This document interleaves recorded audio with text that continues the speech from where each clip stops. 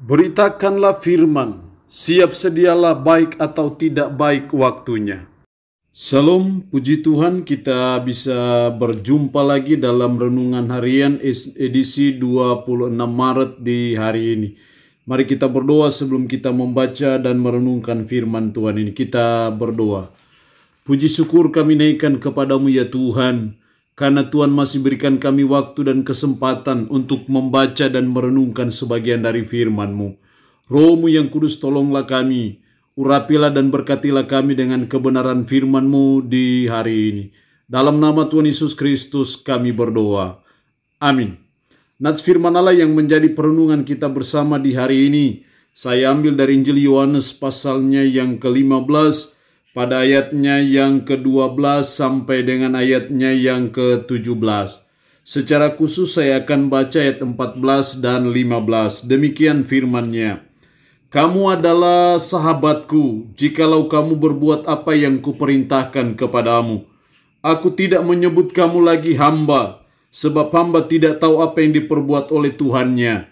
Tetapi aku menyebut kamu sahabat, karena aku telah memberitahukan kepada kamu segala sesuatu yang telah kudengar dari Bapakku. Demikian firman Allah di hari ini yang intinya mengajar kita, menasihati kita untuk menjadi sahabat Kristus. Betapa indahnya hidup ini, betapa bangga dan menyenangkan hidup ini bila saudara dan saya bisa menjadi sahabat Kristus yang adalah Allah, Tuhan dan penebus dosa kita. Karena itu sebagai umat, sebagai orang percaya, mari kita terus belajar. Kita terus berusaha dan mengejar supaya kita bisa menjadi sahabat Kristus. Setidaknya ada 3 syarat yang saya jumpai dalam ayat ini supaya kita bisa menjadi sahabat Kristus. Ayatnya yang ke-14, kamu adalah sahabatku jikalau kamu berbuat apa yang kuperintahkan kepadamu. Kamu adalah sahabatku jikalau. Kata jikalau itu menunjuk suatu syarat. Jikalau kamu berbuat apa yang kuperintahkan kepadamu. Ketika saudara dan saya berbuat apa yang diperintahkan Kristus kepada kita, maka itulah syarat kita menjadi sahabat Kristus. Dalam konteks ayat ini, apa yang diperintahkan Kristus? Ayat 12, inilah perintahku, yaitu supaya kamu saling mengasihi seperti aku telah mengasihi kamu. Jadi perintah Kristus bagi saudara dan saya adalah supaya kita saling mengasihi. Sehingga bisa dikatakan juga bahwa supaya kita menjadi sahabat Kristus, maka kita harus melaksanakan perintah Kristus, yaitu saling mengasihi. Kalau saudara dan saya tidak saling mengasihi, berarti kita tidak melaksanakan perintah Kristus. Dan kalau kita tidak melaksanakan perintah Kristus, maka itu berarti kita tidak memenuhi syarat menjadi sahabat Kristus. Jadi karena itu sebagai umat, sebagai orang percaya, mari kita terus belajar dan berusaha supaya kita menjadi sahabat Kristus dengan cara kita melaksanakan perintah Kristus, yaitu secara khusus dalam konteks ayat ini, yaitu saling mengasihi. Sehingga bisa dikatakan juga bahwa saling mengasihi itu adalah salah satu syarat supaya kita bisa menjadi sahabat Kristus. Kalau demikian, mari kita jauhkan rasa benci, rasa dendam antara satu dengan yang lain. Tapi sebaliknya kita mau saling mengasihi satu dengan yang lain. Salah satu tolok ukur mengasihi adalah seperti aku telah mengasihi kamu. Seperti Kristus telah mengasihi kita, seperti itu juga kita harus mengasihi sesama kita sehingga kita bisa memenuhi syarat sebagai sahabat Kristus. Kristus mengasihi kita bukan karena kita baik. Kristus mengasihi kita bukan karena kita kudus, berkenan kepada Tuhan, tidak. Kristus mengasihi kita walaupun kita masih manusia berdosa. Kristus sudah mengasihi kita dengan cara Dia mati di Bukit Golgota. Itulah wujud cinta kasih Kristus bagi saudara dan saya. Seperti Kristus telah mengasihi saudara dan saya, seperti itu jugalah dasar parameter untuk saudara dan saya mengasihi sesama kita. Dan ketika saudara dan saya mengasihi sesama kita seperti Kristus mengasihi kita, maka itu artinya bahwa kita sudah menjadi sahabat Kristus. Yang kedua, menjadi sahabat Kristus ayat 15. Aku tidak menyebut kamu lagi hamba, sebab hamba tidak tahu apa yang diperbuat oleh Tuhannya. Tetapi aku menyebut kamu sahabat, karena aku telah memberitahukan kepada kamu segala sesuatu yang telah kudengar daripadaku. Aku telah memberitahukan kepada kamu segala sesuatu yang telah kudengar dari Bapakku. Apa yang telah diberitahukan Kristus, yaitu firman-Nya. Sehingga saudara dan saya wajib memahami, wajib mengerti firman itu secara baik dan benar. Ketika saudara dan saya memahami dan mengerti firman dan bisa melaksanakan firman dalam hidup kita sehari-hari, maka itu artinya bahwa kita sudah menjadi sahabat Kristus.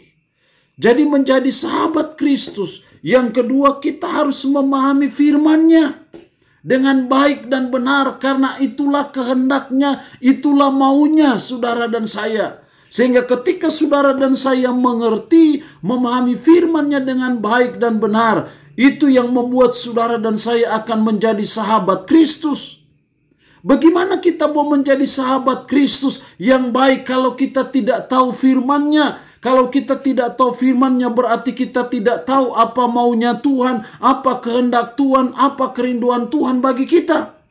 Karena itu memahami kehendak Tuhan melalui firman-Nya itu sesuatu yang sangat penting dalam rangka kita menjadi sahabat Kristus. Supaya kita mengerti firman, maka kita harus belajar untuk membaca firman, belajar menyelidiki firman dan merenungkannya, supaya kita mengerti apa yang diajarkan Kristus bagi saudara dan saya, karena itu yang menolong saudara dan saya dalam menjadi sahabat Kristus. Jadi tidak mungkin kita bisa menjadi sahabat Kristus yang baik kalau saudara dan saya tidak mengerti firman-Nya. Karena kalau kita tidak mengerti firman-Nya, kita tidak tahu kehendaknya, kita tidak tahu kemauannya. Kalau kita tidak tahu, tidak mungkin kita bisa melakukannya. Karena itu mari kita terus belajar dan berusaha supaya kita boleh mengerti, memahami firman-Nya dengan baik dan benar. Dan untuk itu kita harus mau rajin untuk membaca, menyelidiki, dan merenungkannya. Yang ketiga, syarat menjadi sahabat Kristus ayat 16.